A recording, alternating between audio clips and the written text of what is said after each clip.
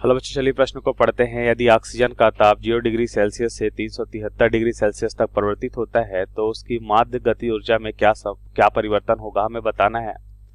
तो इस प्रश्न को समझने के लिए सबसे पहले हम प्रश्न की मुख्य अवधारणा को समझेंगे। तो हम यहाँ पे लिखते हैं मुख्य अवधारणा, और हम देखेंगे सबसे पहले कि किसी भी गैस की माध्य गति ऊर्जा क्या होती है। अगर हम देखें माध्य गति ऊर्जा का सूत्र, माध्य गतिज ऊर्जा का सूत्र क्या होता है, तो इसे हम लिखते हैं ई के से। तो यह हो जाता है 3/2 के इंटू टी, जहां पे के क्या होता है, बोल्ट्जमान नियतांक होता है, और टी क्या होता है, यहाँ पे ताप होता है। कौन सा ताप होगा, ये केल्विन में होगा। तो हम लिखेंगे के यहाँ पे होता है बोल्ट्जमान नियतांक, और ये एक नियत मान होता है, बोल्ट्जमान नियतांक।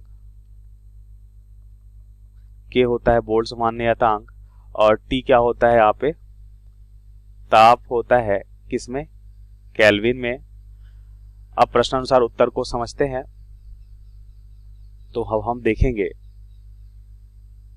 उत्तर को।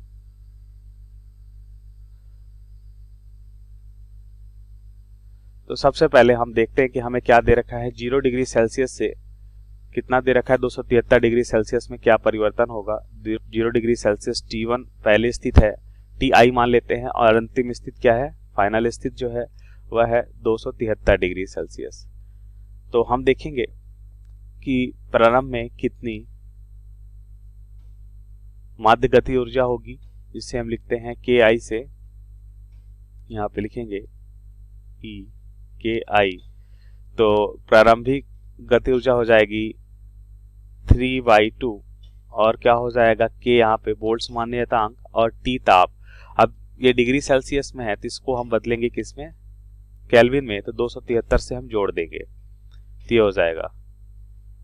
और इसी तरह से इसे हम मान लेते हैं समीकरण। इसी तरह से हम अंतिम माध्य गति ऊर्जा देखें तो यह हो जाएगा 3/2 इंटू के, और ये हो जाएगा कितना है, 273 डिग्री सेल्सियस। इसमें भी 273 जोड़ेंगे, तो ये हो जाएगा दूसरा समीकरण। अब समीकरण 1 और 2 को अगर हम भाग दें तो हमें क्या मिलेगा, हमें मिलेगा प्रारंभिक गति ऊर्जा, प्रारंभिक माध्य गति ऊर्जा EKI, और अंतिम माध्य गति ऊर्जा EKF बराबर क्या हो जाएगा।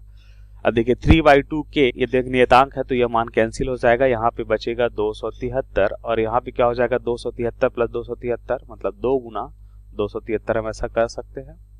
तो यहाँ पे ध्यान से देखिए, 273 से ये तो कैंसिल हो जाएगा, और हमें क्या मिलेगा, यहाँ पे मिल जाएगा प्रारंभिक माध्य गति ऊर्जा बराबर हो जाएगा 2 गुना क्या हो जाएगा, अंतिम माध्य गति ऊर्जा बराबर हो जाएगा 2 गुना प्रारंभिक गति ऊर्जा के। तो यहाँ पे हम लिख सकते हैं, यहाँ पे हम लिखेंगे अंतिम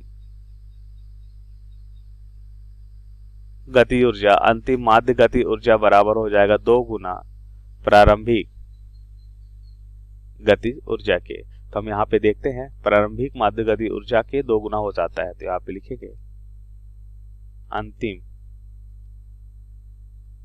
माध्य गतिज ऊर्जा प्रारंभिक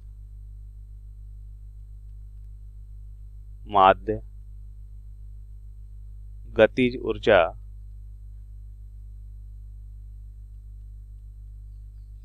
के 2 गुना हो जाएगा।